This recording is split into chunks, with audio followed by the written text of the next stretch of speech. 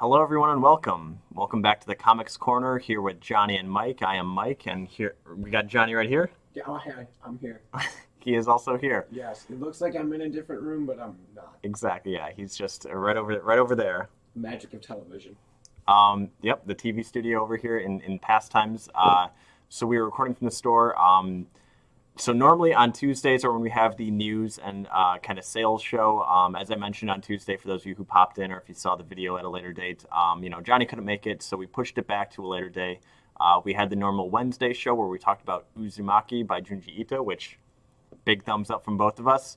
And we also discussed that we will be reading Berserk, the deluxe edition, which collects volumes the 1 through 3 of the manga. So we're going to be reading that for those of you who missed it. So, but that means that today we're going to go back to talking about news and also sales. So from the sales front, real quick, we've got the return again of the Pastimes Pullbox. Previously, we had items in there for the $25 to, I believe, $50 range. It was like 20, 25, 40, and 50. This time we went through it and we added a lot more, some cheaper ones. So we've got runs that are $5 ones. Maybe Johnny can show us off a few of them, but we've got some quick $5 pull ones. So yeah, you're getting in those. You pay $5 for at least like $10 or more of value, and you're honestly getting anywhere from 5 to even like 10 comics in there too. So paying $10 or paying $5 for 10 comics, that ain't too bad.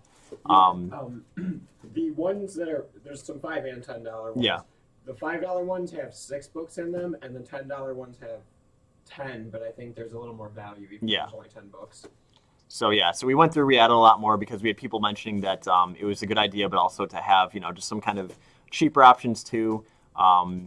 So as we go through it, if anybody's interested in one, just mention so in the chat. We'll pull one out, and we'll probably go through again and give off some of the names of the bundles too, because again, most of them are themed, I believe, right? Oh yeah. Yeah. So it's like here's a Spider-Man bundle. Here is like a Batman bundle. Here is all number ones. Here's an indie sampler, stuff like that. I'll give one away. Yeah. We have Justice League New 52 Variety. Exactly. For Yeah. $5. So for $5, you're getting about 6 comics. Oh, there's a hell of a lot more than 6 in that one. There you go. So if anybody likes Justice League from the New 52 era and has $5 to spend, there you go. There's a bunch of comics for you. But again, the second half of this is going to be news related. And the past few weeks, normally it's been like, coronavirus, not a whole lot going on, or, stuff got delayed, or things are opening up again. But this week, so real quick, Skylar says, I would be interested, but I don't know how I could get the comics and give you the money. So Skylar, the way that we did it was we have a PayPal account. So if you have PayPal, we would basically, after the show, we could send you an email that has an invoice for it. So, like if you got 2 $5 bundles, we'd send you the invoice for $10. And then we could get your address and we could ship it out to you. The flat shipping fee, again, is $5. So again, you'd be paying $15 for, the 2 bundles. Or for people who live in the area, we could also do curbside pickup or in-store pickup. Our hours on the weekdays are from noon until 8. From noon until 8 p.m. Getting a yes from Johnny.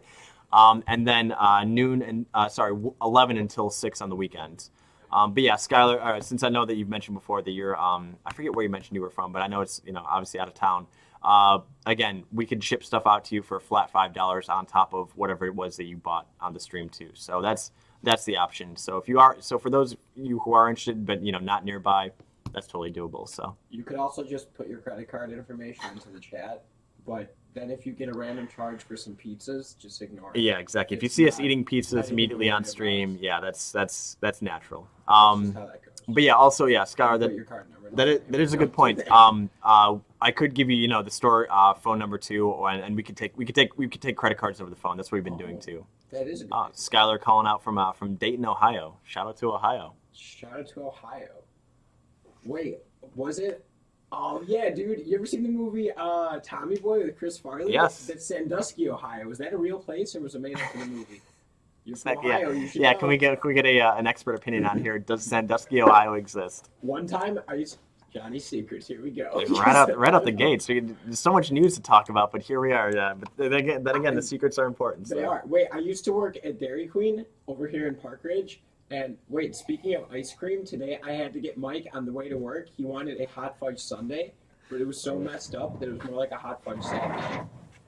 But I used to work at Park Ridge Dairy Queen, and one time this guy was in there, like a customer, and he had a Callahan Auto shirt, and I was like, dude, is that a Tommy Boy? It just said Callahan that's a Auto. deep cut, yeah, exactly. Yeah, but it looked like a real like auto shirt. Sure. And I was like, dude, is that a Tommy Boy shirt? And he was like, oh, absolutely it is. Yeah, so like middle-aged guy, like he never thought anybody would know what that was his shirt. Here's this little ice cream boy, like, yes, hell yeah, I know what it is. Good stuff. That's my secret. Yeah, exactly. Yeah. So shout out to Dayton and Sandusky, Ohio. Yeah, dude. Good movie. Good actor. R.I.P. Mm-hmm. You ever see that meme where it's like that little baby girl that looks like Chris Farley? Yes, I have. That's reincarnation. That's a deep cut. But speaking of deep cuts, DC. Speaking of memes. How was that transition? Deep cuts, DC. The letters match up. DC Comics. Yeah, like I said, the past few weeks not a whole lot of news, but then this week there is news, and it's some of the biggest news in kind of the comics industry in a while, at least as far back as I could think. Yeah, probably since like Marvel had to sell off characters before like I knew what was going on in the 90s. Seriously, like yeah. Like this is probably the biggest. Yeah, exactly. Yeah, I mean, so for those who don't know, basically DC cut off ties to Diamond Comics. So as we kind of mentioned in some of the past streams, when we're talking about Diamond Comics, mostly to gripe, but they also another DC. Did you notice that? Coincidence? Follow the money, Johnny. That's right. It all makes sense. Real quick, yes, there is a Sandusky, Ohio, and I would love to go there and see the areas that they shot the movie. Yeah. Oh, me too. Oh, we should do that. We'll have to have, yeah. Dude, wait, you know what's even funnier is I have peanut M&Ms, which in the remember he's eating those and like they fall into the vent, and he's like, oh, it's okay, they have a thick candy shell. Your brain has a thick candy shell. Or thin candy shell. Welcome to the Comics Corner, where we talk about DC Comics and Chris Farley, Johnny. Yeah, exactly. I'll stop now. Let's talk about DC. It's serious. Yeah, exactly. Yeah, Johnny, people are losing jobs here. The industry is a mess. Actually, that's true. Yeah, so DC cut ties with Diamond, which is a pretty big deal. I don't know. Should we? I think it's important to explain why it's a big deal. Yeah, I was gonna say from the start again. Diamond Comics, for those who don't know, if you weren't listening to the previous streams, Diamond Comics is basically the only distributor in North America and even abroad, and that'll kind of come into play a little bit later. With the UK thing? Yeah, exactly. You know about that? Although they did swap that this morning, I think it was. They put an announcement. But point being that in cutting off ties to Diamond, for the most part, that means that in theory you couldn't get DC Comics anymore. But the way that you have to get them now is during the time of the quarantine, DC had set up 2 distribution outlets with 2 what turned out to be 2 of the biggest comic book retail chains on the East Coast and West Coast. So they had Lunar Distribution, which turned out to be Midtown Comics, and they had UCS, which turned out to be Discount Comic Book DCBS, Store Service. Yeah. So DCBS. So basically, during the quarantine, if you wanted to get DC Comics on time, you would have to set up an account with these guys. They were just kind of doing distribution during a time when Diamond couldn't, because they shut down their warehouses, their home offices. Everything was put on hold. So DC was able to go in through those chains to still have comics be sent out if you wanted to. It wasn't required. Diamond was going to come back. It was just like, hey, if you want to make sure that you get these comics on time, you could go through these extra channels. So we talked about it at that time too, and we talked about it with our boss, and we basically decided it wasn't really worth it, because at the time it was only going to be like a handful of DC books. It was not taking any pot shots at it, but it was a lot of like second or third string books. Like we weren't going to get like the Batman issues on time. We weren't going to get Superman. It was going to be some of the other ones. So it was just kind of like Flash.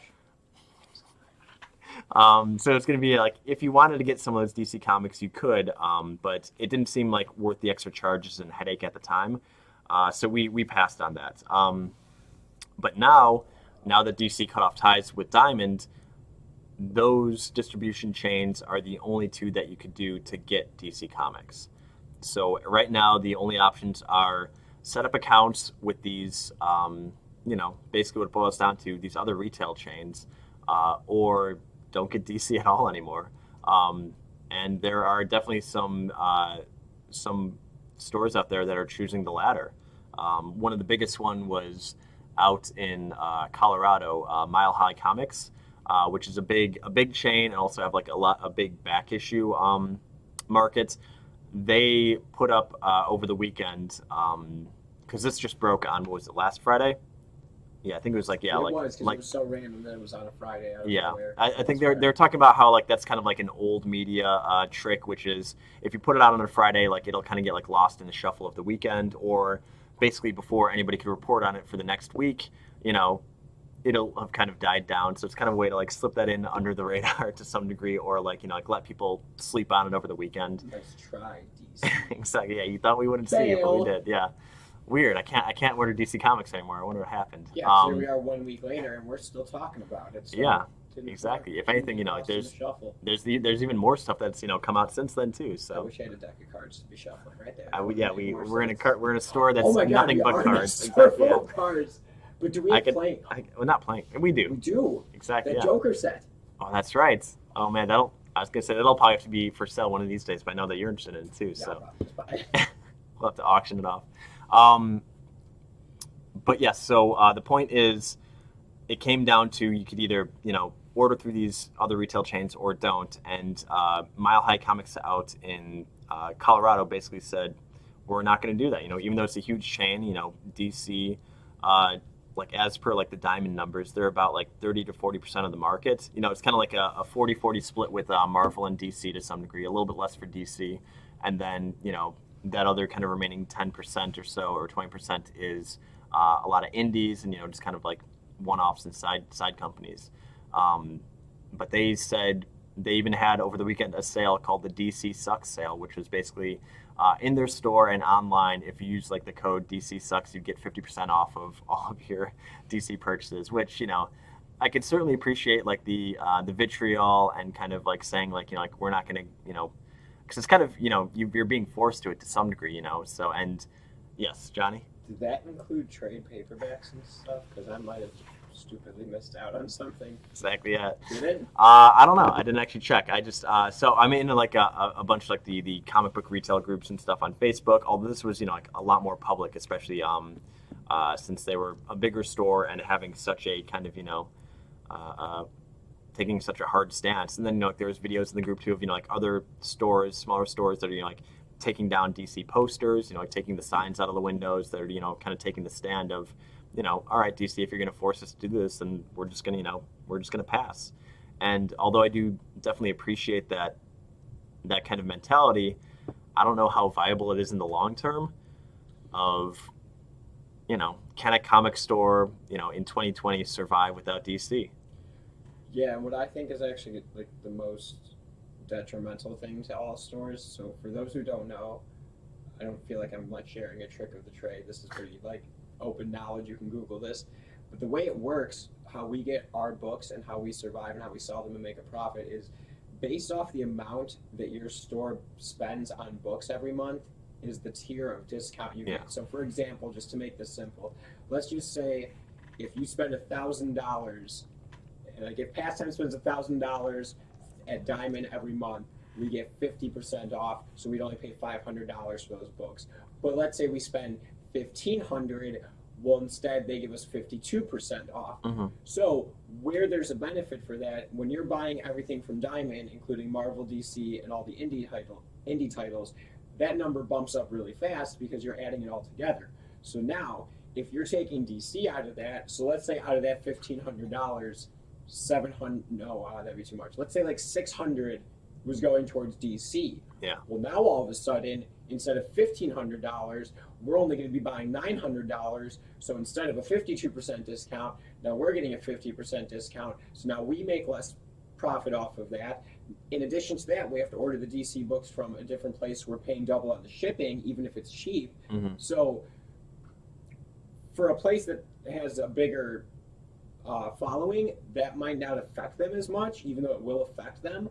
But for real little stores, like that might be detrimental. That like shift of $600 or whatever it is might screw them in the long run. So I think that's why people are so outraged at DC. Yeah. Again, like on the inside of, like being in a lot of these channels and these forums and chat rooms, like, I could definitely see why there's such anger at it, because the point of this is, like you said, that, DC Comics, basically the margins on those are going to be kind of worse now, because some stores might not get that same discount that they were getting before, so now you're paying a little bit more because of that. You're also probably paying a little bit more because of, they might not have the, these smaller companies might not have the same kind of distribution channels that Diamond had, so, costs of stuff like the freight and shipping and all that stuff, that's probably going to go up a little bit too. Like, again, even if it's not a whole lot, it adds up over time, and that, cuts into the profit margin of every book. So you've got to kind of, be a little bit tighter on that. But then also the fact, like Johnny said, that DC is out of the Diamond catalogs means that basically, like you're now paying more for the Marvel books and for the indie books, because, stores might not be getting the same discount that they were before. So them, cutting out of Diamond, doesn't just affect the DC books, it kind of affects everything. So it's reasonable that like a lot of these stores are kind of getting angry, because, as if during the quarantine and being closed like wasn't hard enough for certain smaller stores, the fact that like now that like, especially because, this is stores were just kind of opening up, like we were able to open up again on the first of the month, so we're like 2 weeks into this, and like a week and a change into it, like here comes some big news about how things are going to change. I think that's why it pisses me off the most, if I'm being totally blunt, because it's coming on the heel or the back end of this quarantine, where like you just had these shops go through hell for 6 weeks without any type of new books, and then you do something like this and pull the rug from under them. I just think that's bogus, man. Like, that's not a good business move, because that's what I don't get about it. It doesn't seem like a good business move on DC's part, because look at the backlash they're getting. So like, whatever increase in profit you were hoping to get, you're going to lose by, it's going to be offset by all the people that are going to stop carrying your product. So yeah, so that's part of like the fallout of all this, is not only like the backlash from retailers and no longer wanting to carry the products, but also the question of why now. And although there's like multiple kind of theories behind it, at least the official DC response has been the fact that DC's contract with Diamond was up basically during this time, or at least up for renegotiation, and if they wanted to redo it. And apparently the negotiations weren't really going well. They had to kind of like renegotiate multiple times, and eventually DC stopped coming back to the renegotiations, and they said, all right, well, we've basically had kind of a test run during the quarantine with these other distribution channels, and they felt they worked at least well enough, and enough people were kind of jumping over to that, so that they decided, all right, well, if we're not getting what we want through Diamond, we found out that we could do it, if not necessarily better, at least, they could at least do it by themselves. So they've just kind of said, all right, see you later. So, it is a rough time, because it does kind of force stores to do that too. And also on the back end, as much as we complain about Diamond, there's at least something to be said of the kind of ease of it. The convenience of having everything together. Like Diamond was what was referred to as a benign monopoly, since they are the only distribution group in North America. It's kind of the only game in town, but they felt that it wasn't really causing too much stagnation or too much negative problems. Like, because this has been like investigated, like even back in like the 90s or the early aughts, where they kind of like looked into that and like said like, it's a monopoly, but I mean, it's not really like causing any problems. In fact, it kind of solved some problems by the kind of centralization, and also like making kind of more convenient software and ways to get these things that might have caused problems in the industry at the without it. So there's benefits of it, but yeah, by having it kind of splinter off again, there's stuff of Well, for one, books are going to come in at different days. So DC books are going to be coming in earlier than the other sets, and it's even gotten to the point where DC, I think, has officially said that they want their books to be on sale on Tuesday instead of the usual Wednesday. So, How would you feel about that? If it was up to you, if this was your store, would you keep them on Wednesday? If it was Mike's times, if you're allowed to do it on Tuesday, but you can also just decide to hold until Wednesday. so that was one of the things too. That was during the quarantine. If you were one of those stores that were getting books through Lunar or UCS, they basically said when the books come in, you could sell them. Like, there's no date. It's, just, hey, we get that there's a lot of stuff going on. Like if you could sell them, just sell them. But to change it off of off of sponsored. Wait a minute. If they're not sponsoring the show, we can't. We're sponsoring them Exactly. with our money. I bought that. Well, I didn't. The store did. The store bought it. Drinking it. But yeah, as far as the Tuesday change, I don't know. I'm not too big on that. Like, I get it's the kind of like undercutting other books by a day, and like it creates this kind of awkward, weird arms race. Like, I'm kind of all for it being all on Wednesday, or if nothing else, maybe shift everything to Tuesday. But then Diamond books don't come in until Tuesday morning for the most part. So like, does that now come in on Monday? And then does that mean that DC is going to push it to Monday too? So it does create this weird kind of arms race of trying to get the books out the quickest. So I don't know. I'm all for the kind of ritual of having it on one day, make it be the Wednesday or whatever. I know some of our customers, whether it's that they have their day off or they requested the day off of Wednesday, or, like coming to work later because, or coming in after work, like a lot of our customers do come in on Wednesday because, like that's the first day to get comics. They know it, and they've, kind of in some ways adjusted their schedule around it. So there's definitely benefits to that. But to like, if you're a customer who's getting comics at a store and you've got DC and Marvel books, are you going to make 2 trips to the same store?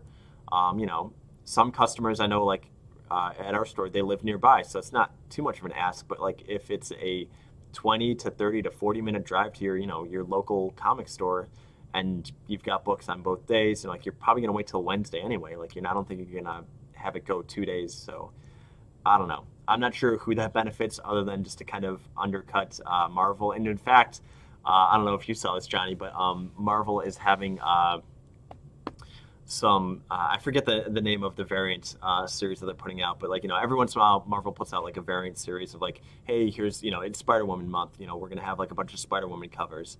So they now have coming out a series of Wednesday comic book day. I forget what the actual name is, but it's like, here's a bunch of variant covers that kind of showcase and kind of embrace that Wednesday is comic book day, which is I don't know. It's kind of a big F you to do. Yeah, I get it. Yeah, it does seem kind of like a little like petty call out with using What DC wants to do is like, it's like blowing off fireworks on the 3rd of July. What the hell are you doing? It's like, DC, you're scaring our dogs. Yeah, don't do this, DC. But yeah, no, I would hope, what I would hope, honestly?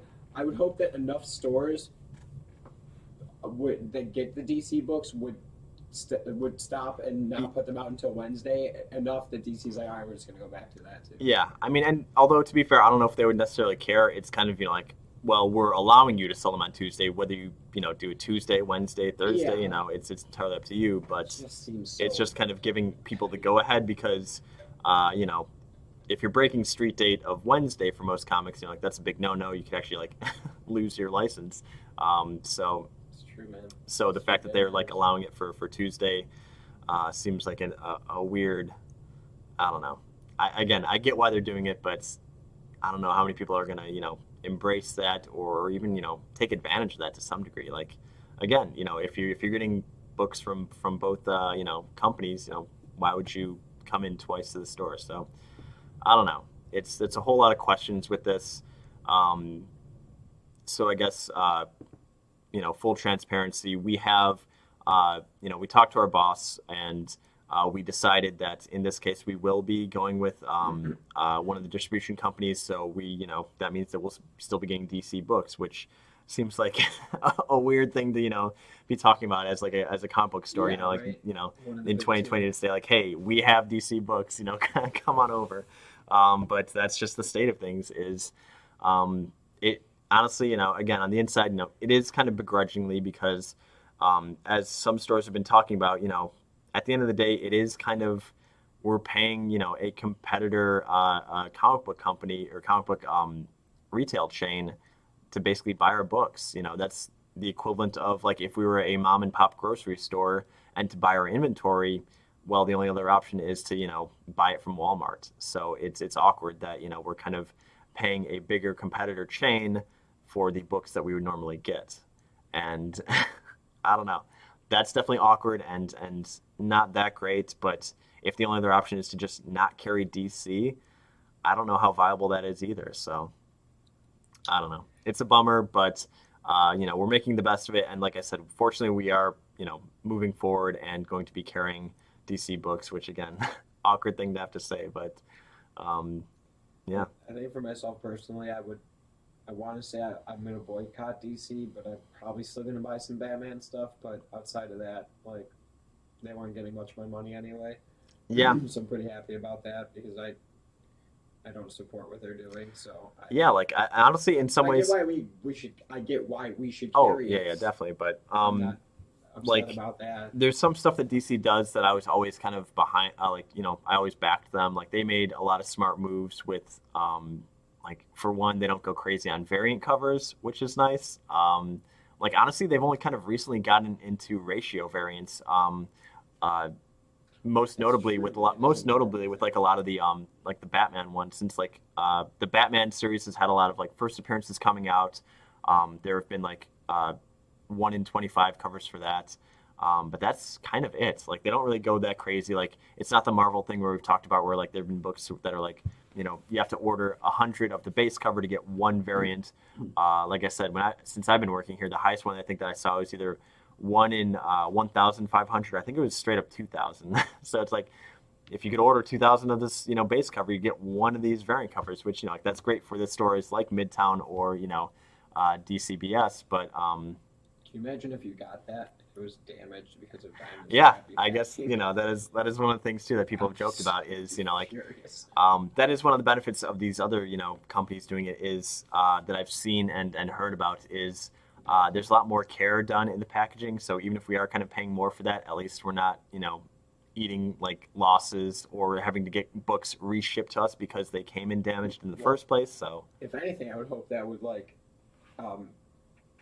push Diamond to package their stuff better. Like, well, a competitor's putting in some bubble wrap, maybe we should exactly, do that yeah, too. weird, that really thin, cheap piece of protection that you should just use. Yeah. I mean, like that, again, not to, make it sound like we're all, negative and pessimistic about it. Like, again, overall, it does feel like kind of like a bummer because there's so many repercussions that are happening to a lot of smaller stores. And it's always a bummer to see, like stores struggle like that. I mean, the kind of brutal way to look at it, as a lot of like some articles and some like other store owners have said, is like, oh well, like if they can't make it now, they weren't going to make it anyway. So like it's kind of taking the like weeding out the industry look. And I don't know, as somebody who like being in these chats and these Facebook groups with these smaller stores, like there's still people behind that, right? Like I can't take that completely like brutal like business like way of looking at it. So yeah, the fact that like there is some negative stuff like that is a bummer, but there is hopefully in the long run some benefits, whether it is the fact that like now it kind of opens up some competition, although at the same time it's not really competition because like like there's no other choice for DC, so it's like you're just stuck in a corner basically. Exactly. So like maybe they'll take some ways of turning this into benefits, but for right now it is a bummer. So but again we're going forward and we will be again carrying DC books and just doing what we can. So yeah, I don't know, are there any DC titles that you get regularly? Not really. Or at least some of the side stuff. Like I was kind of dipping into the Joe Hill horror stuff that came out. Forgetting those are DC. I always put yeah, exactly. Yeah. Some of the Black Label stuff I've gotten, like I got like Batman Damned. There's some stuff that I still get to, but I haven't like really caught up with it yet. I'm bad about it. Like I usually buy a lot of stuff because I'm like, oh, that looks cool, and it does look cool, but I usually just don't have the most time to read it. I So. did get a couple of those Joker books that just came out. Yeah, this that's week, true. Yeah, like 80th the 80th anniversary anniversary books. Yeah, I think I've gotten at least one of each of those because they look cool. And also like that's a quick little thing. Like I'm a fan of the way that DC does like their covers. Like Marvel. What's the deal with like you using like the same paper stock that you use for the interior pages? Like it's gosh, it's a real bummer. Like when we're handling Marvel books, and I feel like I should be like wearing like gloves because like if you're holding on like the back cover for too long, like you could yeah, not only the creasing of it, but you could like see the ink on your hands when you're done with it. Like, are you serious? yeah, Oh, that's it's kind of a bummer with some like the quality that Marvel has. So, like that's in terms of like interior or like in the industry, like having some kind of competition. Like I always thought that DC was like doing right by the way that they would produce books. Well, even the collected editions that I'm all about, the pages have noticeably gotten thinner over the years. Like, 'cause even when they do, excuse me, when they do a reprint of some of these books, like next week they have the Silver Surfer reprint coming out. I've already seen like photos of it. It's thinner than the original printing, like noticeably half-inch thinner. So that's a lot. I mean, you would notice it once you're turning the pages. For sure. Like actually, in some of the recent complete collections that Marvel has come out with, the pages are so thin, specifically the Jonathan Hickman Fantastic Four. If you don't even have to hold it up to a light. If you like just pull it away from the book, you can see through the page to the other side, which is kind of a bummer when you're paying $35, $40 for a book. You can like, if it's just a normal book and it's text, it's not that big of a deal. But like when it's art and you can see through to the other side. Yeah, that's awkward. Yeah. Image, so yeah, they should have thicker pages. I mean, and those books are expensive too, man. Like like that's the bummer. Like even with just like the floppy issues, like if the average comic book nowadays is $3.99, and you're getting kind of not the best quality of cover. Like people talk about the fact that I think 26, and then it's like if 8 of those are ads. 6 to 8 of them are ads. I forget. It's like a 16-page story, right? Yeah, I think that is right. Sometimes it depends per book. Because then also like there's the letters column or like the kind of introduction page. I forget if they count those or not. But like if you're paying $4 for a book, and like the ads start creeping in more, and it's less story, kind of more drawn out, and like less quality book. That's a bummer. And then if if stores are now having to pay more for those, it is it's rough on the industry as a whole. So I don't know. Sorry, I just yawned. I need to pick me up. No worries. I don't know, man. They I also understand because I think the price of those products has gone up in the world, like the stuff that they use to make these omnibuses. So in order for them to keep the price point the same. Yeah. Because when they do a reprint, like this Silver Surfer one, it's $100, but when it came out 10 years ago, it was also $100. So that hasn't gone up, but the price of paper probably has. Yeah. So if you want to keep it at $100, they do have to use a lesser quality product. But I don't know where I feel good about the trade-off. Like, would I rather pay a little bit more and have the book be better? What if I paid $150 for that omnibus? I don't know if I'd want to pay that much. You know what I mean? It's like a balancing act. Yeah. I mean, and that does kind of like loop back to the DC stuff and, part of the kind of conspiracy stuff or talks about the fact that their parent company, AT&T, have been trying to want to move DC more in the kind of almost Marvel direction of being more of a lifestyle brand, like kind of focusing more on, either licensing out the stories and hey, maybe let somebody else print them. And then moving more towards TV, movies, things of that nature, just kind of generally getting away. Like they kind of wanted to get out of the weekly or monthly comic book market and, moving more towards maybe just putting books out as original graphic novels or just focusing on trade paperbacks. And, they've seen an increase in sales in places like bookstores, Scholastic, book fairs. Libraries have, ordering more, like some places have been ordering, making diamond accounts. So it's kind of going the route of, do they want to keep making weekly comics if there's, like that kind of constant rush to, get the books out, like the, making deadlines, are they more interested in just kind of like slowing that down and just focus more on the book instead of this, constant like, rat race of, just rushing week to week. And I feel like we had talked about this a bit, like when we were getting into stuff like, talking about like manga and like the way in which they kind of print it out as, just one graphic novel at a time, right? Like when a series is done, it's done. It kind of has like the, equivalent of, like a trade paperback to some degree. Like, is that a model that would make more sense? Like, personally, I probably said it then, like, I kind of think so. Like, maybe it's me, but, the thing is, cutting out the kind of like the individual weekly, floppy, whatever you want to call it, market, that does also kind of cut out collecting market too. Yeah, that's who would suffer the most. But yeah, if you were to tell me you could release like House of X, Powers of X as one collected edition at one time rather than 12 weeks of it, yeah, it was 12. I probably would have taken that. Yeah, I mean? Like again, like, and it's a better read. Like a month.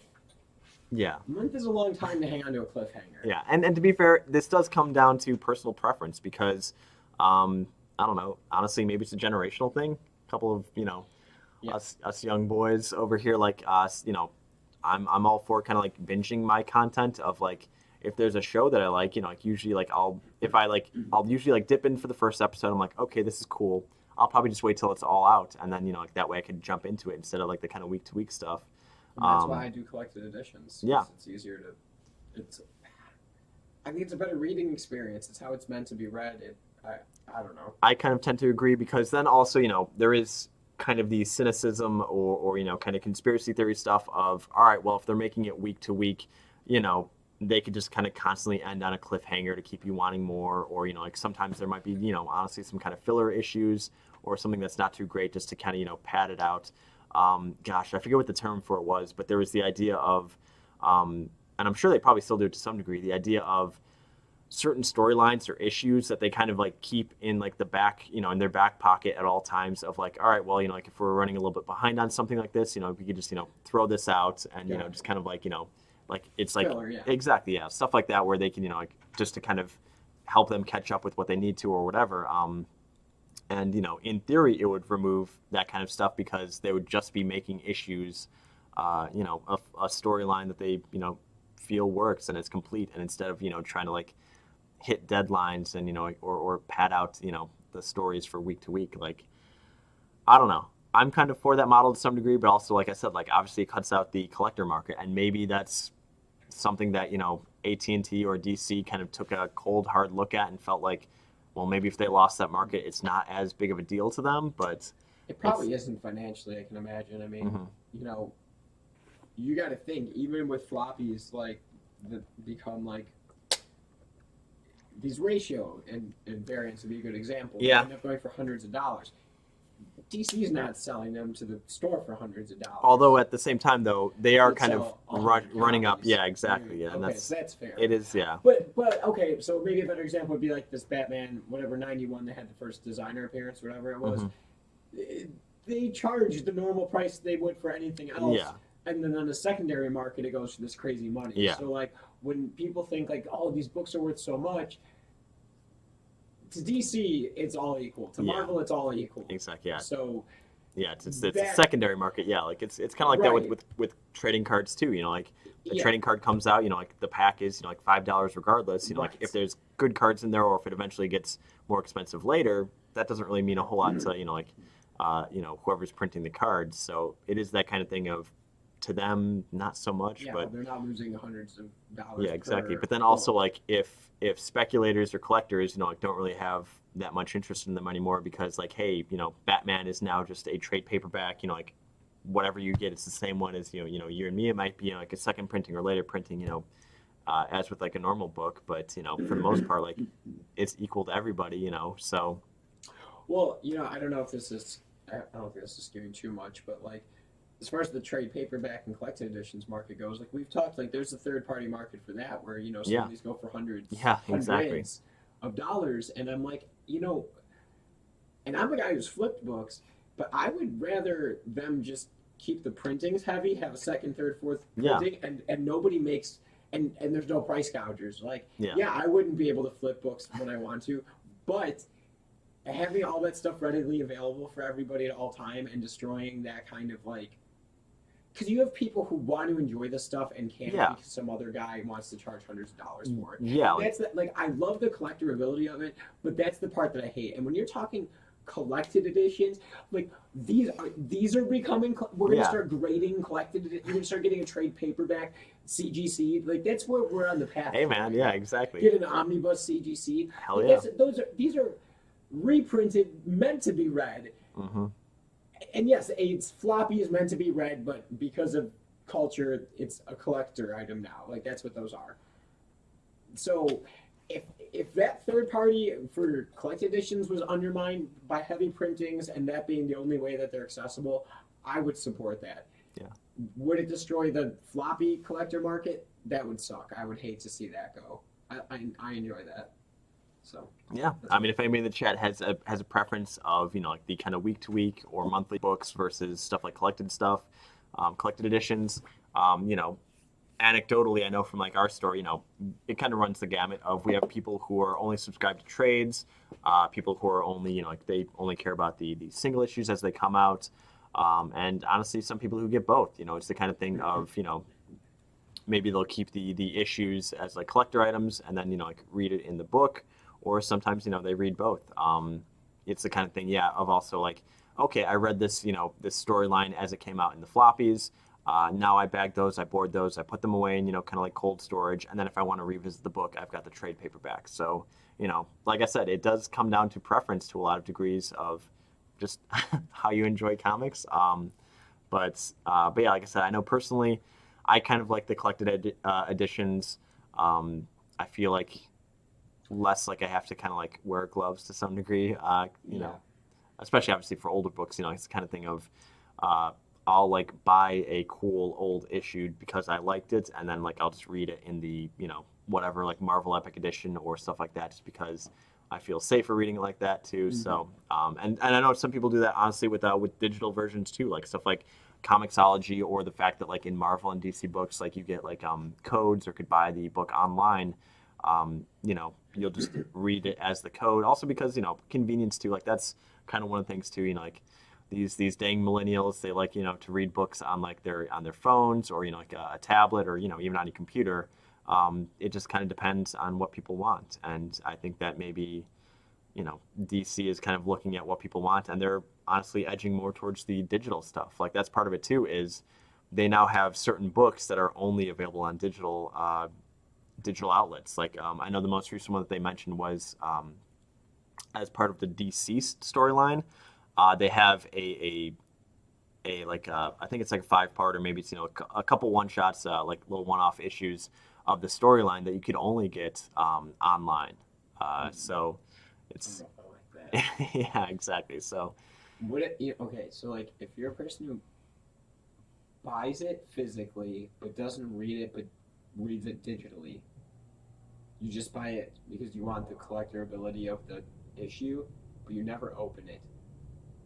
What if you were able to just get a printing, like a one-page printing of the cover of that book? How would that make you feel? I've thought about that. Like I at one point I considered getting like all the books I wanted like on display, like all my like cool issues. Yeah. I thought about getting them like high resolution photo scanned and then just framing those in a comic frame and pretending like they were the books. Yeah, I mean that's I'm sure you could do that. I mean, it's not that weird. I mean, like if we want to go that route, like we start going into like the whole like variant issue route. And to be fair, like all you're paying for there is a difference of the cover. And honestly, like I'm definitely guilty of this too. Like sometimes I'll buy like a variant cover just because, hey, that looks cool. Like sometimes, like especially if it's like one of like the Virgin covers where it's just full art and, like it's a lot of times like, hey, it's like basically like a poster for like, whatever character or series or whatever image that they've got on there. I'm like, I don't care about what's on the inside of it. I'm like, this is just a cool image.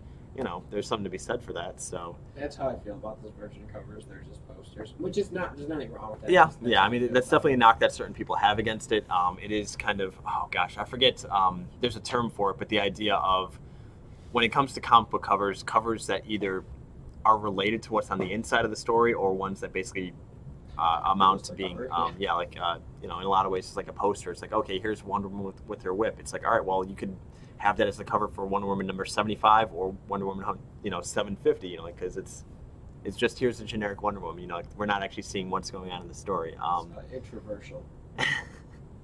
So yeah, it's a matter of what you prefer. I could tell because of the fact I've never heard of it. Oh, because you've never heard of it? It's not a real word? You don't know the whole dictionary. Introversial? All right, you use it in a sentence. Merriam-Webster. Well, which, Johnny, your spelling bee word is introversial. Can you use it in a sentence? Yeah. I like blue and red because it reminds me of Spider-Man, or it reminds me of the Cubs. It's introversial. INTRAVERSIAL. Introversial. There it is, used in a sentence and spelled. With no actual definition either. You didn't ask for a definition. I would have given you one, but we've already moved on. It's the worst spelling bee ever. What spelling bee do you give the definition after you spell the word? What spelling? No wonder you. Hey man, second grade top spelling bee champion here. Okay. Really? Yeah. There's a little Michael secret for you. I used to be mean smart. it's That's second a secret. Wow. I'm impressed. I was also not second grade. I think it might have been closer to 5th or 6th grade. Second place geography champion of the school. Here's something that's telling about me. Okay. I took a dive because the first place person would have gone to. It's like more of kind of like a regionals type thing. And I, not as much nowadays, but especially back then, I was very kind of introverted and social anxiety, and didn't want to go out. So like the idea of having to like be on a bigger stage or go out to another school and this, that, and the other. When it got down to it between me and Rachel as the kind of geography champions, I took a dive in the last round. So I didn't have to go. Yeah. So you might be the greatest geography major ever, and we don't know because you took a dive. So you might be depriving the world. Exactly. Of something. I could have been selling maps. I could have been a cartographer instead of a comic book jockey. Right. Now who's making up words? Cartographer. Don't make me a photographer. Okay. I'm leaving. Herbie Hancock. This is now the cartography corner with just Johnny. But yeah, where were we? Oh yeah, we've got Pastimes Pullbox. How about you show me a couple of these these bundles they just made? So again, thanks everybody for coming out. We're here chatting news. The big news, of course, DC no longer with Diamond. There's pros, there's cons to that. Fortunately, we'll still be carrying DC books. I know there are some stores that haven't. I haven't checked recently with our area. Like, I wonder if other stores nearby, I know one of them, I know North Shore Comics will be. I'm not sure about a couple other ones, but it's interesting times in the comic book markets. I think you should show off that $40 anime bundle too. That's a good one. The starter pack? Oh yeah. Yeah, okay. I mean, that's just some good choice, especially since we're on our anime kick here at Pastimes. Again, for those who didn't see our Wednesday show, last Wednesday we talked about Uzumaki by Junji Ito, a sweet horror manga, and this next week, due by next Wednesday, we're going to be reading some Berserk. So we're in a manga and anime mood here, and to add on to that, we've got. Wait, is Chuck here? I was going to say, yeah, Charlie, if you're in the chat, say hi because we've got some anime discussions to have. So let us know if you're there. 20 of Neon Genesis, dog. Neon Genesis, exactly. Yeah, we're getting there. Speaking of Neon Genesis, look at this pack of anime. I mean, a little bit higher. You can get for $40 American. It's not that bad. Charging because it's basically. Yen, or was it? Zen? What is it? Zenny? Yeah, Zenny from Mega Man. It's a Capcom currency. Zenny. I think it's Japanese. It's yen. Oh, in Japan it's yen. Zenny is a made-up currency from Mega Man. Wait, I think that's what they use in Dragon Ball too. Is Zenny? Maybe.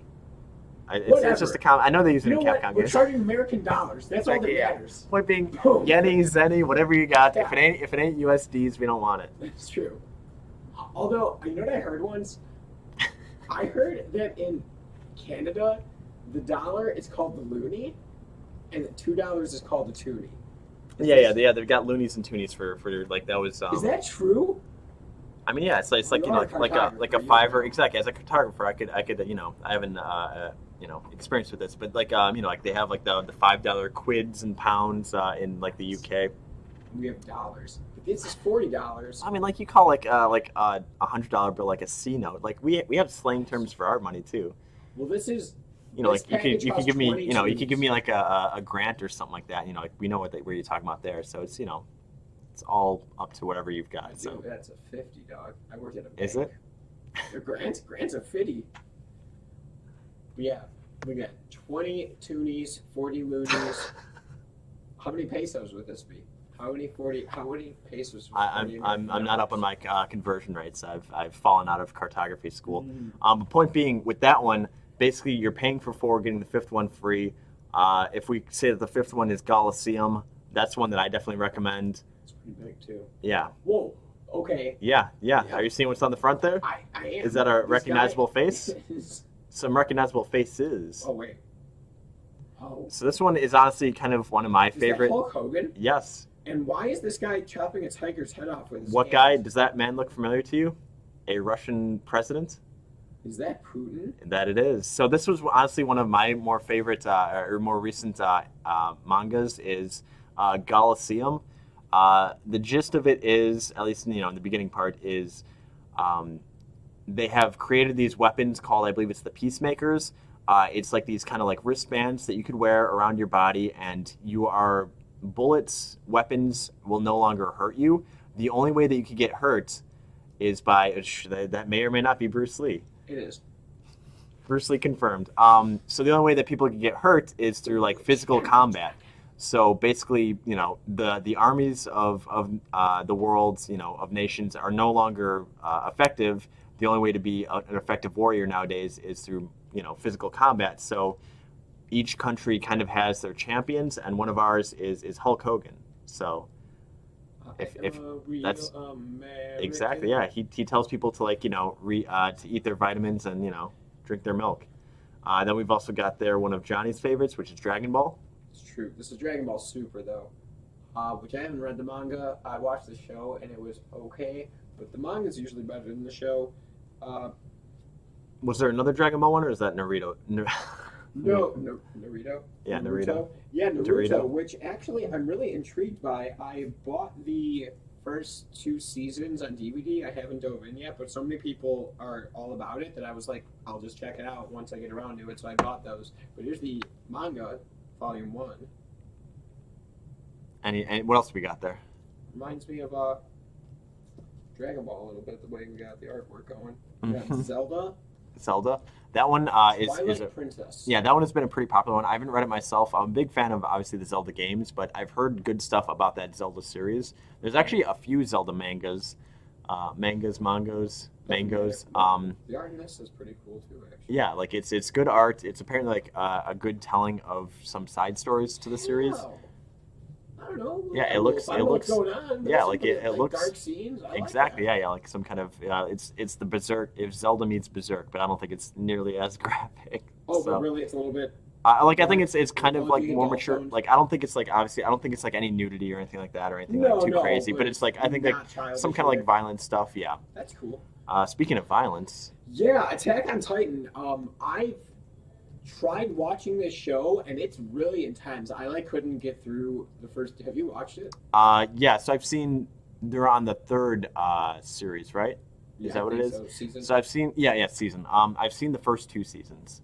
And they were. I mean, I've heard they're excellent. Yeah, they Oh were my neat. God. I haven't seen the 3rd one. I hear that one's actually pretty solid too. But the Titans are weird looking. Yeah. That's one of the off-putting or interesting parts of it is the look of the Titans. But that one is a very popular series. Very popular. And you can jump into it at book number 1. Yeah, again, I guess I'll say Have you if read you couldn't notice, no, I haven't actually read it. I've just seen Okay. the anime. But if we didn't say at the start, if you didn't notice, they're all number 1 issues. Yeah, So that's why this is. so cool. yeah, you could hop into a sampler of a bunch of different manga books. Basically, you're buying 4, getting the 5th one for free. So for $40 instead of paying $50, you're getting 5 honestly really solid manga. Like I said, I definitely stand by Colosseum. Honestly, I think that issue Yeah. number 1 is no longer in print. I don't think we can get a back order of that one, which is a bummer. Oh, really? Because I think I was like trying to like get more of them for the store because that's one that I've pushed on a few people. I've suggested to a few of my friends and they've gotten it since then too. But like, it's really neat. But I guess it was kind of more of a cult hit, like, or maybe it's just the fact that it's so popular that they've kind of run out of print. But U.S. President Hillary Clinton. yeah, exactly. Like they definitely use like some knockoff names for characters. Like I forget what It's like Vladimir the Aldi brand of Perkins, exactly, yeah. But yeah, if you know who it is, you saw Bruce Lee when you know Bruce Lee when you see him. So It's true. what else we got there, Johnny? Well, we got 3. I got some of those $5 bundles. So one of them I pieced together is a Silver Surfer bundle. So Hell it's yeah. Is that yeah. 50? Number 50 on there? No, 75. Or 75? Okay, yeah. Yeah, so it's got 6 different issues of Silver Surfer from different series. So it's not like all of the 1987 series. It's not all the 2006 series. It's a combination. So Silver Surfer sampler, $5. Exactly. Got Less than a dollar a book there. yeah. Whoa, this is a fat. I was gonna sack say of that's Batman. that's definitely less than a dollar a book there. Yeah, so this is a Batman all titles variety. Again, I just grabbed like a Batman book from like Detective Comics, Batman, Batman Eternal, New 52, Rebirth. Like you're getting a little bit of everything in this. $5. There's Cool foil cover on the back there. a cool foil cover. This is a sweet cover. What is that one? Haunted Night. Oh hell yeah. Or the Halloween special I was gonna in say- Haunted Night. Okay, because I was Yeah, gonna so say, it man, has a nice Haunted picture Night. paper. Anyway, I just As got my Halloween copy. comes by, that may or may not be a I would read it then. or no, I'm sorry, yeah, Haunted. I'm thinking Long Halloween. I'll do that too. Yeah, I was gonna say, yeah. Yeah. We got a lot to read Jeff during Loeb, Halloween. Chris Sale, folks. Yeah, this one's got a few fatties in there too.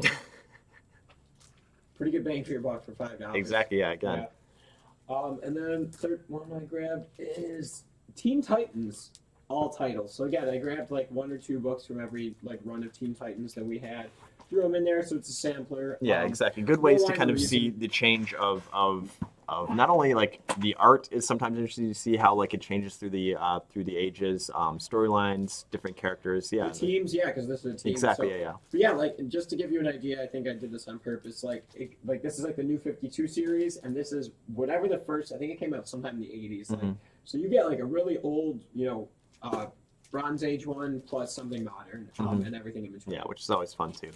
Yeah. So you want to grab a couple more?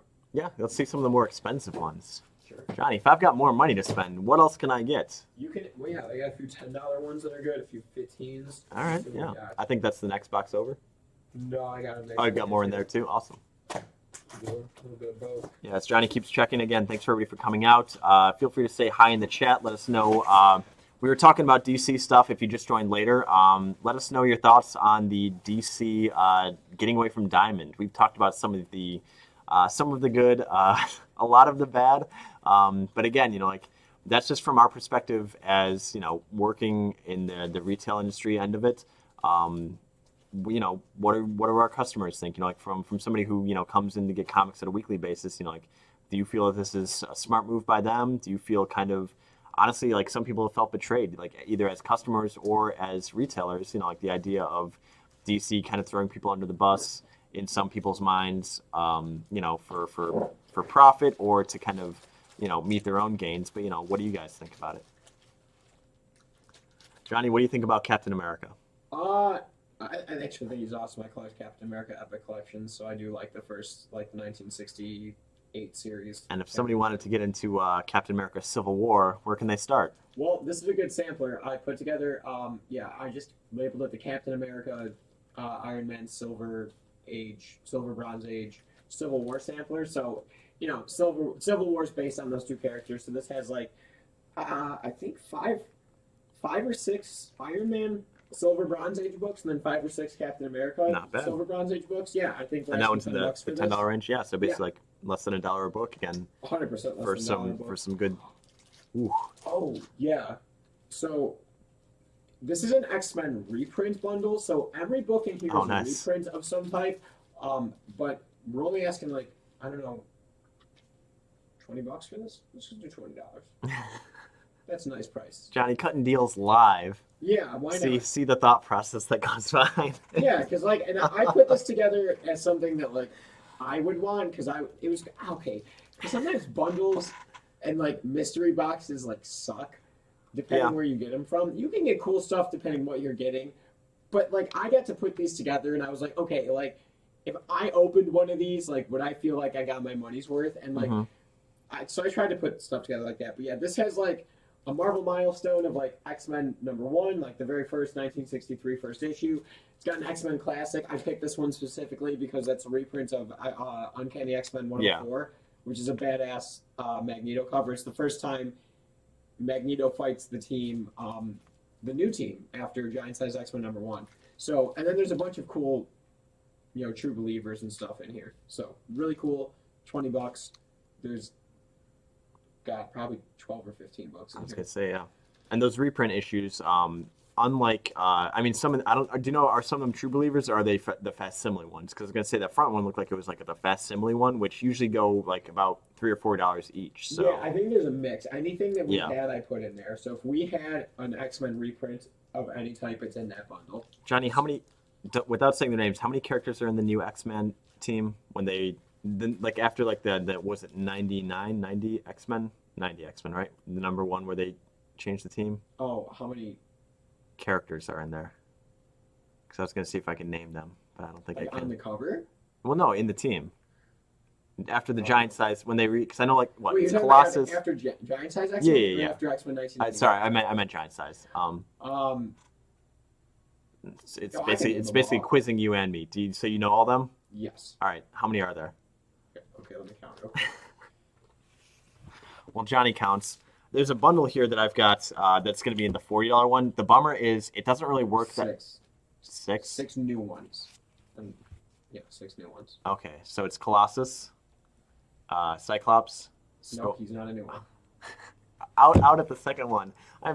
I'm only good at spelling and geography. That's right. Storm. Yes. Okay, so Colossus, Storm. Wolverine. Yep. Jean Grey. Nope, she's already in the team. Oh, so we're only doing new ones. Nightcrawler. Yep. Iceman is a classic. Man, there's a lot of X-Men, aren't there? Yeah, you got 2 more. How about a hint? Wait, Havoc or Banshee? Who's the dude that screams? Banshee. Yeah. Okay, so there's 5. There's 1 more. Oh man, I can't. I need a hint. Native American. Shaman? Or no? Shaman is he's X-Men. Yeah, I was gonna say he's like. I'm serious, boy. Wait, no, he is Alpha Flight, right? Yeah. Yeah, he might be Alpha Flight. Yeah, he was. No, that's not Native American. I don't know. You want me to just tell you? you? Yeah. Warpath. Okay, yeah. Not too familiar with him. Or is it his brother? Either way, yes, Warpath or his brother who had like a different name in that. Sure. Yeah. Yeah, I think it's Warpath. All right, so I know some of my X-Men stuff. Not really. Yeah, exactly. Well, yeah, with a lot of misses too. Yeah, exactly. You named like 3 of them. You said Cyclops, Iceman, and there's 2 other originals. Oh, the originals, Beast and Archangel. What's the last one? Archangel? What did I say? What's the last one? Angel? There you go. He's not Archangel until all right. 24. It's the same thing. No, not the same thing. He's a good guy until he's Archangel. That's fair. All right. But yeah, so I was gonna say, I've got a sweet yeah, what do you have? Spider-Man Spider-Verse one. So this was the 2019 / cutting into 2020, I believe. It's basically a connecting cover. Oh man, can I? Let's see if we can get this. Hell yeah, it's happening, Johnny. Oh, nice. It's happening. I don't have enough hands for this, but the point is, it was they call it the Art Adams. Oh man, this is gonna get real dicey here. So this is the top half of it. Hell yeah, this is like a sweet Dungeon Master screen that I've got going here. But the point is, it's 8 issues. It's 8 connecting covers. The thing is, if I had more hands or a better way to display it, there's another row beneath it. Yeah. This one we've got for $40, which is pretty reasonable. Between it being a sweet art piece, there's no good way for us to display it. I'll have to see for next time if I could have them better displayed. But that's one that I always kind of believed in. Like, I kind of like the cool stuff like that. Like, if we're talking about, like, are people who are collecting this, are they going to read these kind of like, because some of these are issues #1, some of these are like middle of the run. Like here is Amazing Spider-Man number 34. Like, ones like these that aren't necessarily for the interior of the book, but at least have a kind of it is a little bit gimmicky, but it is kind of a cool gimmick that I can get behind. Like this becomes basically like an 8-part poster that you can kind of put together. So Yeah. we had all of these. They're all obviously out of print now, so it is cool to have ones like these. But again, like it's the kind of thing of if you're not necessarily in it for the issues themselves, but it's like again, like it's a cool art piece. I'll try to have a better way to display this, and this would be in like the $40 price range too. So we got a lot of cool stuff in all the ranges. So. Nice. Speaking of Spider-Man, I made a modern Spider-Man sampler. So this has, right now there's, I don't know, 10 different Spider titles. Spider-Man, Spider-Gwen, Spider-Ham, Miles Morales, Superior all those. So I grabbed one of each title, threw it into a bundle, $10. I mean, these are current books, so they're what, $3.99 each? Mm-hmm. And there's, there's like 10 in here. 1, 2, 3, 4, 5. Yeah. Oh, 6. There's 12. There's 12 different books in here. So 12 books for 10. I said $10, right? Yep. $10, 12 different Spider-Man books, all modern stuff. So if you've been trying to see what he's been up to lately, this would give you not just him, but her and the other hims and the ham. All of them. That was fun. If you want him, her, and the ham, come on over. Ooh, I like that. What else we got? Looks like some Batman modern. Yeah, same idea actually. Batman modern bundle. Mm-hmm. Yes, this one's got 1, 2, 3. Batman, definitely the Spider-Man of DC, with constantly having new titles. But honestly, some of them are pretty sweet. Like Batman's Grave, I've heard good stuff about. I think I saw was there Batman White Knight in there? Yeah. Yeah, and I think there's 11 books in here, so $10 for 11 books. And again, modern, so they're $3.99. Again, paying less than $1 a book, which for a modern book ain't that bad. No, and like I said, I grabbed as many titles as I could. So yeah, I like modern stuff. You're trying to get into it. That's the cheapest way you're gonna find it, and to get to sample all the different titles. What we got going on here? Spawn variety. So this is just like a bunch of random Spawn issues. I mean, ranging from issue 50, which is a really cool cover. I think it's an homage to the first issue, all the way up to 300. Hell yeah. So I think anything in between is game. There might even be something before 50, but I don't know how much we had. Now, Johnny, what if I wanted issues 1 through 50 of Spawn? Oh, the Todd McFarlane series? That's correct. The one and the same. I've heard such good things about this Spawn character. Where do I start? Well, I would start here at issue number 1, and then if you wanted the next 49 issues, that would be nice. We have those as well. A nice round number, please. Yeah. I was looking through our boxes one day, and I just started noticing that we had like a really pretty solid run of Spawn, and then I started pulling him out. I poked around in a few other boxes and back, found a few other issues. Yep. It's really satisfying when it was like needle in a haystack. Like, yeah. We had boxes of books back there. And I was like, man, we're missing issue number 9. Exactly. And then, open it up. I found one. I went in a random 2 box, boxes and found one. But then, we got all the way down to, we had issues 1 through 50, sans numbers 21 and 32. Yeah, and we got those ones too. And so, we were able to find them. Yeah. So we tracked them down, and we put together a bundle of Spawn issues 1 through 50. So, I think that one might also has the Spawn and Batman. And I believe was there a 300 in there also? Yeah, exactly. Yeah, so you get Spawn 1 through 50, issue 300, and Spawn and Batman, which is like a fun little crossover. Yeah, but it's it's Todd McFarlane and Frank Miller. Yeah, exactly. I don't know if it's good, but that's a really cool. I was gonna say that's like an all-star cast if nothing else. So what are we asking for that?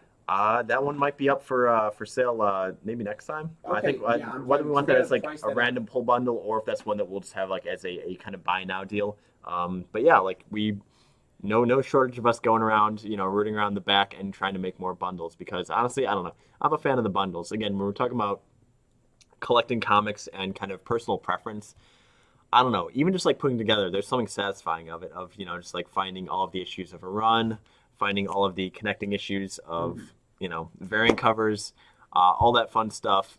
Seeing just pulling into a random box and seeing like, oh, we've got like a pretty complete collection here, and we get to put it all together for you guys, and you're saving money. You're getting basically a bunch of books, like even like those $5, $10 bundles. Like you're paying less than $1 a book, which not that bad. Like even if you're going into it kind of blind, like the value is definitely there, and a lot of them are like it's on theme. It's not just here's a bunch of random books. It's like like clever stuff like the Civil War bundle of like, hey, here's some Iron Man books, here's some Captain America books. So, you know, Yeah, there are a few. I'm gonna actually wait. I got two more to show off, and then Sure. I want to poke on for a couple specific ones. I just thought that Hell I yeah. put together that were cool. So I got a $15 one here. It's a Wolverine 1988 variety, so it's from his first ongoing series that started in 1988. It ranges, I think, from issue 7 to 54, and you get 1, 2, 3. I think 10 issues in was here gonna for say, yeah. $15, but like all like guaranteed in that range of like. This is like one of my favorite series ever. This is that Wolverine. Shatterstar on the other side? Hell yeah, it is, man. Man, dude, I'm looking at these thinking I should collect Wolverine 1 through like 85 again. I love Wolverine so much. Oh, dude, I'm gonna start collecting Wolverine again. Sure. We've already. I know you you've also got. want to start collecting Wolverine. Buy this bundle I was before gonna say, do. yeah. Because Exactly. it's I was only gonna say this 15 one's bucks, and there's some good man. Right there, I put Wolverine number 7 in there. exactly, yeah. I mean, don't get me wrong. It's not like these are worth like what, like an X-Men number 7 would be, but like, dude, they have some value, and these are awesome pieces of artwork. Yeah. I love these. Damn, I'm gonna start collecting Wolverine again. You should buy this. Exactly. You've already got issues 1 and 2 of the new series now, so you're halfway there. That's true. I did pick up Wolverine. That's why I'm thinking I should go back and buy. Oh man, Exactly, yeah. every time I think I'm done collecting, I'm Wolverine like, bundle now sold. Everybody get out of here. Yeah. It's already taken. So this one, it's $10. It's actually, it's a thinner one, but But there's a I mean, I was reason gonna for say that. like that one. I know Darth Vader issue number 1. There's definitely some value there. That series is pretty popular. That's Star Wars Yeah. number 1 of new. Yeah, so I labeled it the Star Wars number 1 variety. So there's a Star Wars number 1, a Darth Vader number 1, and then 2 other types of number 1s in between. Was it the newer Star Wars or is that a secret? Well, the one of them is Star Wars Annual Number 1 from the 1977 series. So you do Nice. get one not super old, but a Silver Age Star Wars book, plus 2 moderns, plus another mystery one. I don't remember what the mystery one is. It's a mystery to everybody. Yeah, exactly. Which is good, because that means it's a good surprise. But yeah, that one's $10. But you get, like I said, all issue 1, so that's cool. Yeah. There was Of some pretty popular series, like we talked about in previous streams, the Darth Vader 2016, I believe it was. oh, so good. Yeah, exactly. So like that one's like there's actual value there too, and then same with the that Star Wars series too is another popular one. Again, at our store, like it depends region to region, but Star Wars pretty popular here. Like between the comics and the card games, the miniature games, like it's pretty popular here. So like. We just happen to have a few extras of the Star Wars number 1 because people around here like it. So it's a cool way to delve into a bunch of new popular series. So these ones, I'm really happy I put together. What inspired me was like everything going on in the world the last few weeks with like the protests and everything. I don't want to get any more political than that, but I was inspired by what was going on, and so I put together these 2 bundles that I think we should ask $5 for each one. And one of them is a diversity bundle. So I picked every issue in here. The character is not white. Yeah. The sad thing is I kind of had a hard time filling out the bundle. I think there's 12 books in here. There's 10 or 12. 1, 2, 3, 4, 5. And it might only be 10. But it was kind of hard to find the last 2. I almost had to double up on Miles Morales. And I was like, we need more diversity in our comic book. So this one, the main character of every book in here is, like I said, not white. So we're asking $5 for this. I think it's 10 bucks, 10 or 12. I think 10 though. So that was a cool concept. Yeah. And then this one is the women of comics sampler, because there's not enough women heroines. I mean, there's some cool ones, but like it's a very male dominant medium, and that's unfortunate because some of them are really great characters. Like Diana, Wonder Woman. Great character. Did you see that movie? That movie was phenomenal.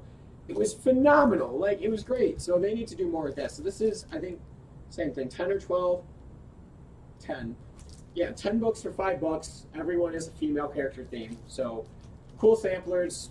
Exactly. Female diversity. Keeping it relevant, keeping it current. Yeah, no white males. No Bruce Wayne. Get them out of here. Yeah, no, we do have a Batman sampler, but it's basically every basically, like the bummer, like I said, like literally every other bundle that we have is just white men.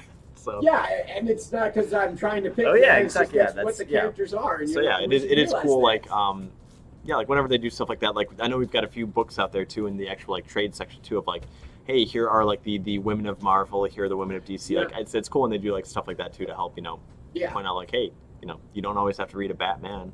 There's a Batwoman too. I hear her TV show is pretty good. Do you ever watch that? No, I've heard a lot of good things Yeah. about a lot of the DC shows, though. A lot of people raved about Swamp Thing and were pissed when it got canceled. Did you? I didn't. I've never even read it. Yeah, Should you add we comments definitely for it? I know we've talked about that. We've got the Swamp Thing, Alan Moore Yeah. collection #1 and stuff like that. Wait, did you order volume ones? We actually don't have volume one. We do now, Wait, really? Johnny. Oh, Take a look at the trades right now. Well, you don't. I'll be right back. All right. I'm gonna buy one of those. In the meantime, as always, thanks everyone for coming out. We're here talking news, making sales. We got the Pastimes Pullbox over yonder again too. The concept being, it's $5 bundles, $10 bundles, 15, all the way up to I believe 40 or 50. Some sample bundles, some ways to get more bang for your buck. Bundles are something that we always like to sell. Like they're actually pretty popular here too, and so we've been going around making a whole lot more with our downtime. Speaking of downtime, Damn it, Mike, you were right. You did buy them.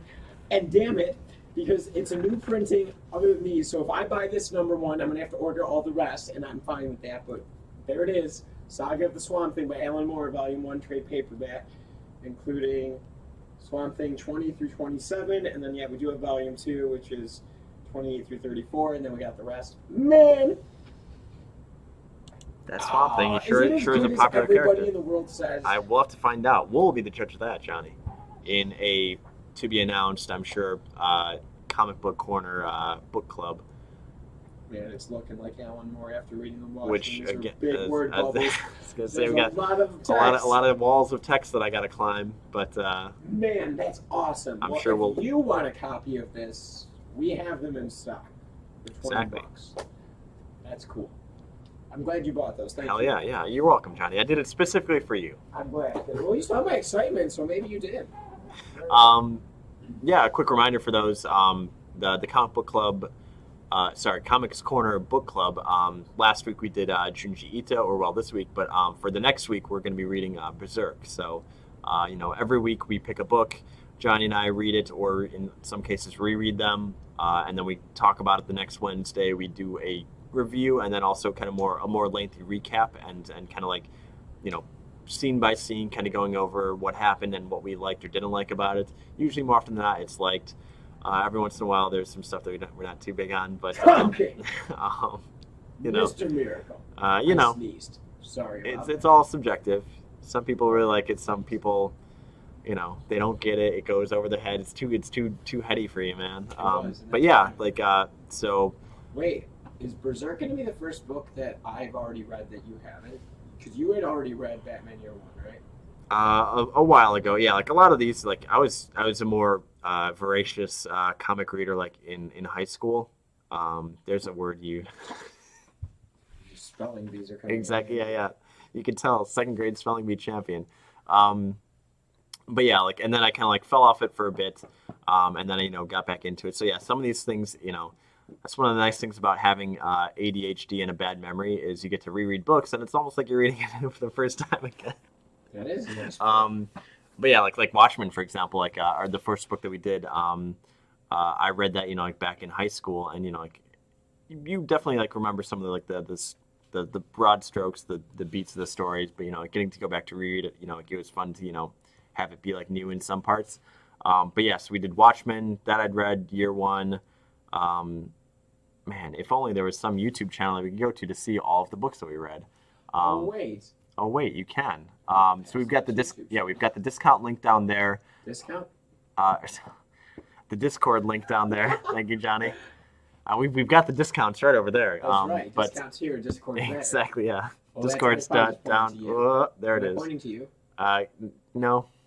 Am I pointing to you now? Yes, but now down. There we go. There's I'm the on discount. top of you? No, that's where the Discord link is.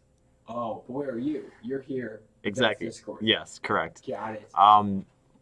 So on the Discord, we've got a channel there where I've been posting what the books are, And then as a follow-up every week that once it's uploaded, like here's the YouTube link if you either missed it or you want to rewatch it. So you can kind of go back in time, see what we thought about Watchmen, see what we thought about Mr. Miracle, see what we, all sorts of books. You know, some more than others, but Uzumaki was awesome. hell yeah, that was the most recent one. Man, that was 10.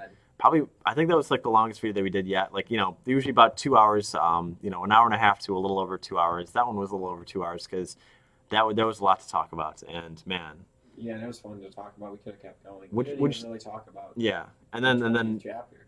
yeah, exactly. Some of the stuff we kind of skimmed over. I kind of went over the movie a little bit, which I showed you some scenes after the show. Yeah, and it was kind of corny, like you said. Exactly. I'm not saying it was bad. It was dated. A follow up too was I forgot that I had since I had a DVD copy of it, the YouTube link that I said that people could go to, it's kind of crummy. That's not the best way to view it, but also at the same time, if the only other option is to like track down via like Amazon or eBay a DVD copy of it, I'm sure you'd take what you could get to some degree. But yeah, man, what a good story. Yeah, excellent. Wish the ending was a little more decisive. Yeah. That's okay. But hey, 9 out of 10. maybe the anime coming up will answer all those Yeah, questions when that we that had. comes out, I'm gonna watch it. We should review it 100%. Sure. I'm sure it'll be like a Tuesday one like this as we're making sales and talking with folks. We'll also talk about our thoughts on that. Charlie, not here though. We can't talk about. But I'm sure by the next week when you're done with it and hopefully he's back then next week, we could talk about what you thought about Evangelion. Yeah. Yeah, I'm on episode, for those still watching, I'm on episode 20 of 26, but episodes 21, 2, 3, and 4 all have director cut versions, so I still technically have 10 episodes left, and then there's 2 movies, and 13 episodes in, I was like, it's okay. The first 3 or 4 I was really intrigued, and then it like took a dip all the way to 13, and then like episode 14 through 20, it picked back up. I don't know if it's going to be enough to save the series. I was telling Mike before, I might sell it after, which is surprising because it was a pain to track this one down. It was expensive and it was hard to find. And I ordered the movies as well. Oh man, if I told you how much those 2 DVDs cost, you'd be like, people charge that much for 2 DVDs?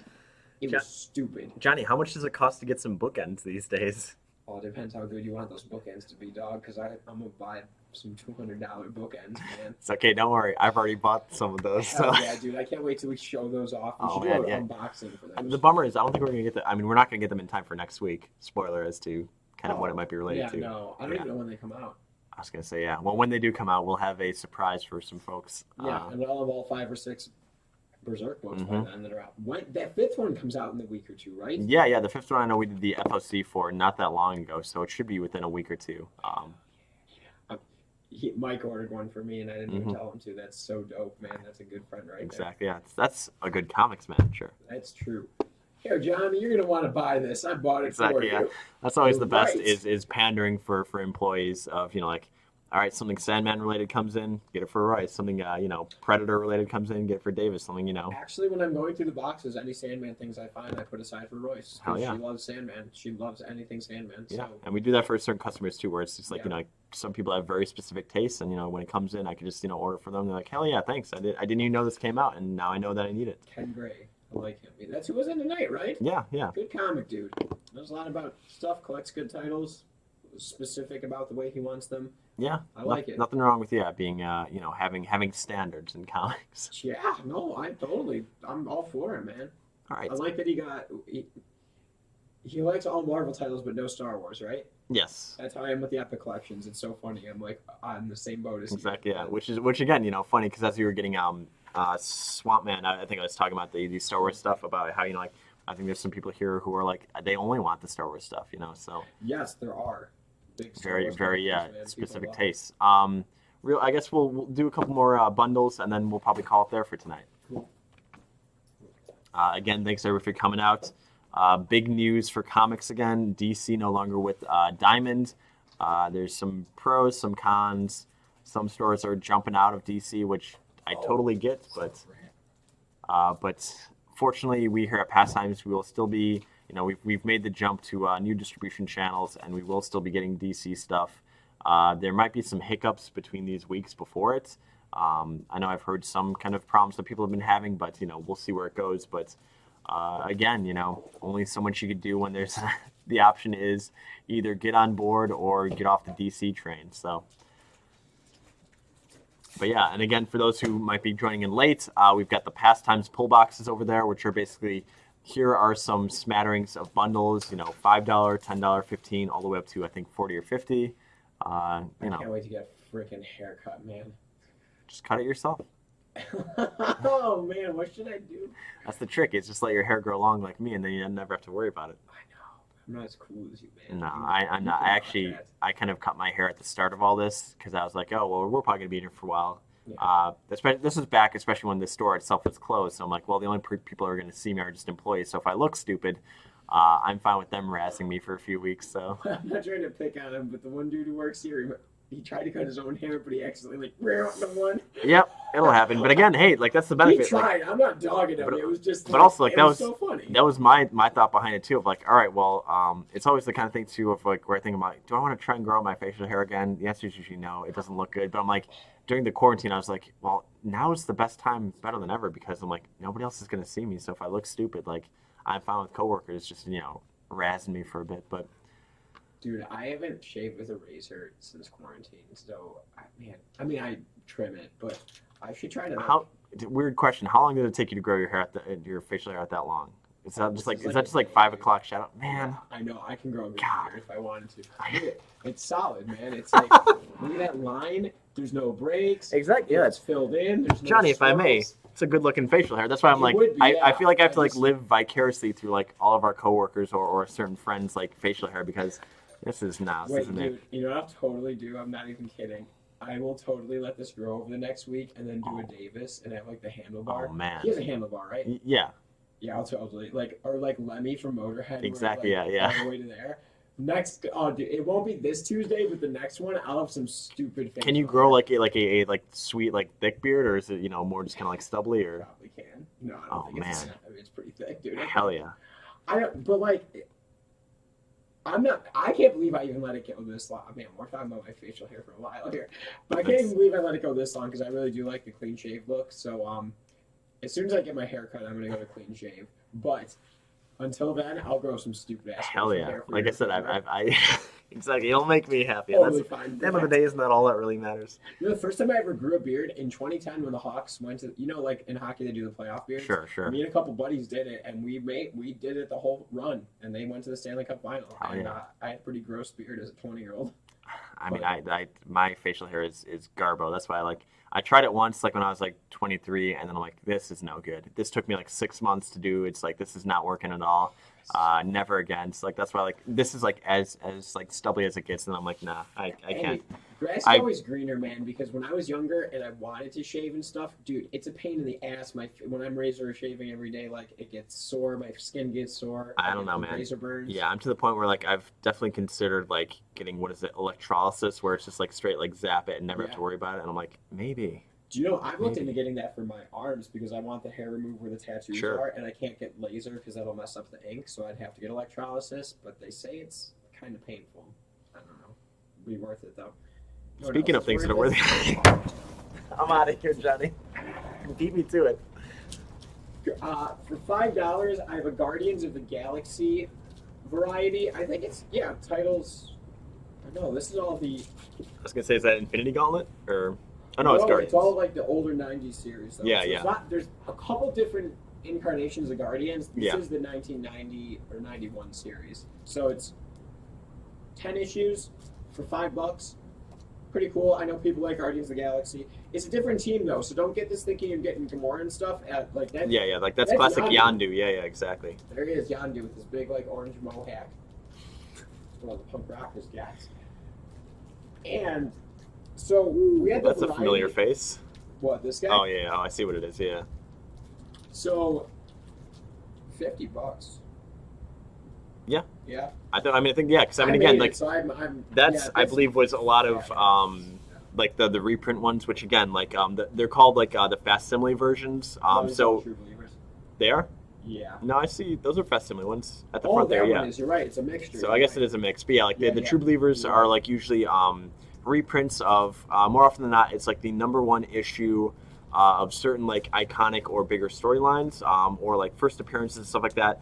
On the other side, on the flip side, you've got a facsimile, which is usually a reprint of kind of a more iconic or like key issue, middle of the run, wherever it may be. But also one of the things with that is it's a reprint that it's like a completely true reprint, so it has fun stuff like classic ads, and like they'll have like if there was like a letter column at the end of it. So it's honestly like I'm a big fan of the facsimile ones because is that the Death of Elektra, Yeah. right? Yeah, like so normally if you want to get that book, you've got to pay an arm and a leg for it, depending on the issue, but the facsimile ones allow you to get it as a reprint, high quality reprints, and again, like if nothing else, like I love seeing the old ads on that kind of stuff. So Yeah, and there's about 25 books in this bundle. There we go. So it's $50, so it's about 25. So it's about $2 a book, but yeah, all cool silver and bronze and maybe even just all silver. And yeah, I was bronze, gonna say they usually don't. I mean, they sometimes will have like an older one like that, but that's usually like a more expensive one. But So that's that. And then this is a $40 bundle. I just called it the Marvel Universe bundle. Mhm. Or Marvel Universe sampler. So it has like an issue of something from pretty much any character from like Marvel. So like Fantastic Four, X-Men, and everything in between. There's like a Spider-Man book in here, a Captain America book, a Thor book, an Iron Man book, all silver and bronze age. I mean, you get the reprint of Giant Size X-Men #1 Marvel Milestone. So if you're just looking for like a cool book from each run, an Iron Man, probably a Guardians of the Galaxy, anything I could find that was Marvel, I threw in here. So 40 bones, probably again about 20, maybe a few more books, 20, 25 books, $40. That's a good deal. So it's a good deal. that's what we got, man. Yeah. All right, So, awesome. any more? I think that's probably it for now. We can probably start wrapping it up. Cool. I know you got a ways to go back, and it's getting late What here. time is it? 9:40. Yeah, we can So, definitely. I do have to Same, yeah. I do have work tomorrow. And not here. Uh-oh. Last day though. Last day. at Here? Starbucks. No. All right. So yeah, thanks for hanging out. Yeah, exactly. So thanks everybody again for coming out. A lot of big news. Well, I mean, one big news story, but probably one of the biggest comic news stories in quite a while. DC no longer with Diamond. So again, fortunately, if you're a subscriber watching this, in theory, it doesn't really mean a whole lot of change for you. Because like I said, fortunately, we've gone through the channels. We will still be getting DC books. It is a bummer that some stores won't. But I do kind of respect the decision. But at the same time, to some degree, you got to kind of do what you can to survive. So we'll still be getting DC books. If there's ever any questions, we've got the email there at the corner, comics@pastimes.net. Feel free to ask me, what does this mean for us? What can we do? Or if it is, bundle related, I'm always open to, ask, or to, hear about that, or even, just stream related. If there's things that you like or don't like, things that we should add or remove from the streams, let me know. But yeah, we're just always having fun here, getting to chat about comics, chat about sweet deals. Join us again. It should be back to the usual scheduling again of Tuesday at 8 for the streams or the sales and news episodes, and then Wednesday we'll be doing again the Comic Corner Book Club. This week again is Berserk volumes 1 through 3, or if you've got the deluxe edition, it's volume 1, which collects them all in one. And yeah, I'm looking forward to that. Already kind of dipped into it a bit, and like I said, I might try to dip into some of the anime or the movie afterward to kind of because I like doing that with that kind of stuff that's out there. Like I did that with Uzumaki again, and it was interesting, but not that great, but still fun. Yeah, that Berserk anime is kick-ass. Hell yeah. I'll back that up 100%. Exactly, yeah. So again, thanks The everybody. 97 one. Don't Oh, want people exactly, getting yeah. confused. Don't look up that new one and be like, John said this was good. He promised. The He hand-drawn promised. animation from 1997, Berserk. Oh, so is it digital for the Yeah, the new ones are Ugh. digital, and it's just what it. The Do you know that Simpsons? awful Nickelodeon Ninja Turtle show? where they look like they're TMNT or TMNT Go or something like that, or it's... Oh, is that the no? I don't think it's that. It was just called Teenage Mutant Ninja Turtles, but it looked horrible, and that's what that new Berserk show looks like. Yeah, because I was gonna say I know more our speed. The Simpsons, like since that kind of went digital. Looks terrible. Yeah. Oh boy. Too HD, man. Exactly. Thank God we're not reviewing TV shows here, but yeah. So again, Tuesday will be again sales and news, and then Wednesday again will be the book club book. So again, thanks to always as everybody for coming out, saying hi, and we will have more cool stuff for you guys next week. So thanks for coming in, and we will see you on Tuesday. Peace.